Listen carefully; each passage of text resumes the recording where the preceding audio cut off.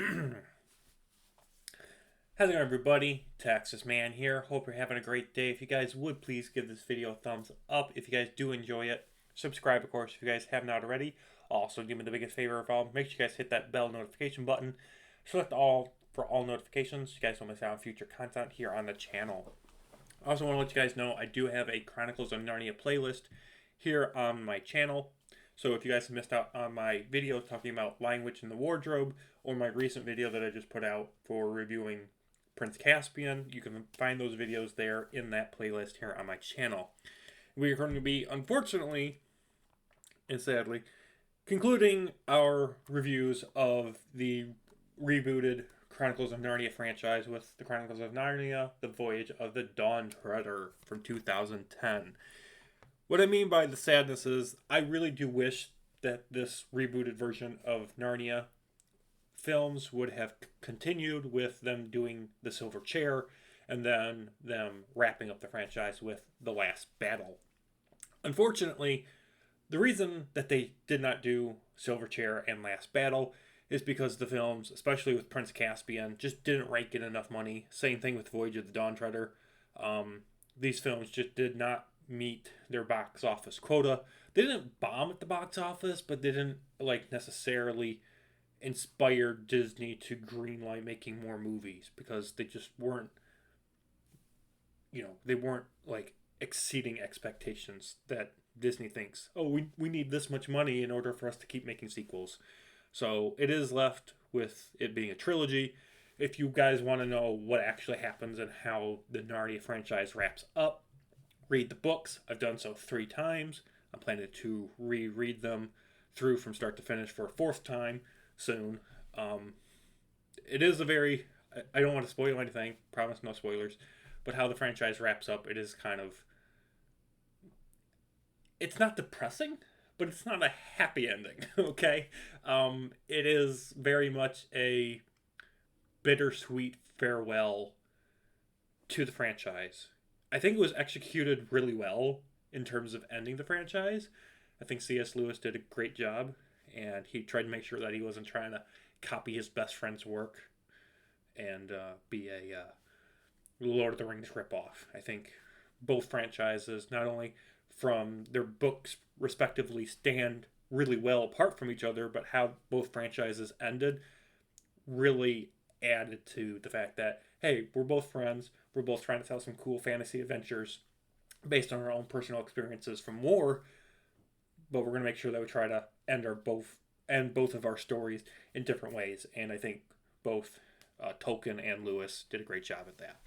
So The Voyage of the Dawn Treader, it's about an hour and 52 minutes long. And I know I said in my Prince Caspian video that Prince Caspian was way too long.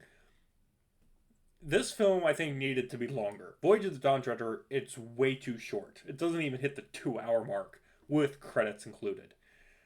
And it needed to be longer, and I'll explain why in more detail soon. So, if you guys are wondering, you guys can, of course, get it on Blu-ray and DVD. There is no 4K option, unfortunately. I doubt there ever will, just because I don't think the company that makes 4K movies is ever going to do so, because I don't think a lot of people care about it. Narnia is a franchise. It's one of those things that is on everyone's wish list to be upgraded to new tech, sadly. So, if you don't want physical media, you guys can watch it on Max, Hulu, Amazon Prime. You can get it from digital stores. And strangely, for whatever reason, even though this is a Disney movie, sometimes you can watch it on Disney Plus, and then sometimes you can't. Sometimes it's on there, and sometimes Disney removes it. I don't understand why. If you guys do, let me know in the comments. You can always watch Language in the Wardrobe and Prince Caspian on Disney Plus, but for whatever reason, Voyage of the Dawn Treader seems to have a problem, I guess, for some reason, staying on Disney Plus. It just boggles my mind, so just keep that in mind. No pun intended. The film having Will Poulter as Usta Scrub, fantastic casting choice. And ever since his starring role in this movie, he's only grown as an actor, and I really enjoy his performances. His performance in this film just encapsulates everything that his character is supposed to be from the book. Great job, great choice, and Scrub does a great job in the role. The film does a better job compared to Prince Caspian, staying much closer to the source material, and also doing a better job balancing the humor, the action, and of course the magic of the world of Narnia as a whole. The performances from both the old and the new cast are all great. The special effects are good. Unfortunately, this is a 2010 movie, and in that time, when CGI was starting to become more of a prevalent thing, it just didn't have that much of the shock and awe value. And upon rewatching it, still it looks good, but nothing's like, oh, this looks phenomenal. This really stands out. This is pushing boundaries. No, no, you're not. You're not going to get anything like that in this movie. Now, like I said, as much as I thought Prince Caspian as a film was way too long, this film needed to be longer. There are several major events in the film from the book that are either just completely rushed through, like when they get to the magician's mansion.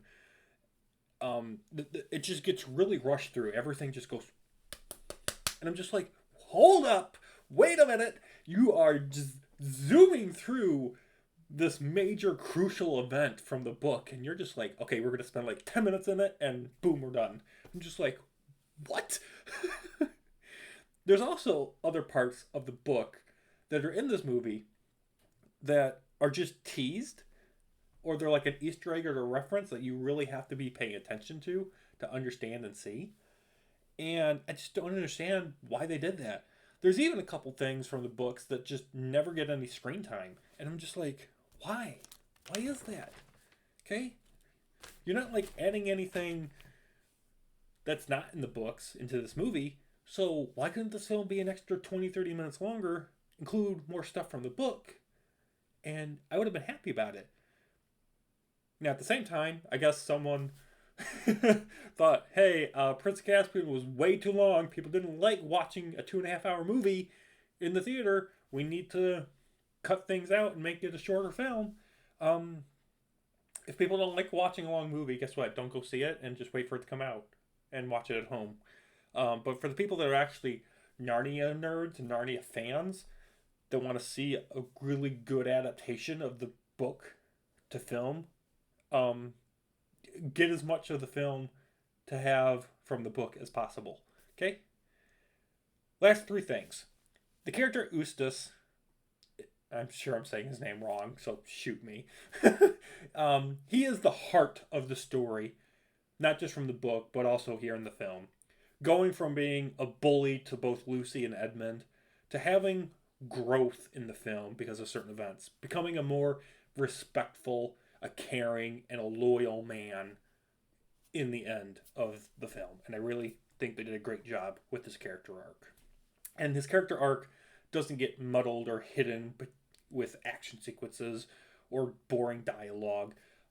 Edmund and Lucy both have character arcs. They also have development in the film. It's very minor, and it's meant to just kind of like wrap up their story, because this is like the second to last time they're going to be in Narnia. They don't show up in Silverchair. They do show up in Last Battle. So the film spends a little more time with Eustace as a character because he shows up in Silverchair along with a new character. I'm not going to tell you who that is. Go read the book. Okay? So just keep that in mind. There is actual character development and character motivation and arcs, which is something Prince Caspian as a film from 2008 lacked heavily. And I think they took that criticism from the fans, both critic and audiences, and realized, hey, we need to focus more on characters, because people are just like, okay, you can have as many action sequences as you want, but it's not going to stick in my head once the movie ends. The film deals with the themes and concepts of inner beauty, pride, arrogance, faith, belief, peer pressure from both friends and family, deals with honor, and it also deals with the moral thing of, do I do what is right, or do I do what is easy? And obviously doing what is right is better than doing what is easy. This film is a must-watch for all fans, not just of Narnia as a book series or of the past two movies, but if you're a fantasy adventure person looking for a good movie of that nature, I think you'll enjoy it. And like I said, it is truly sad that we never got Silver Chair or Last Battle.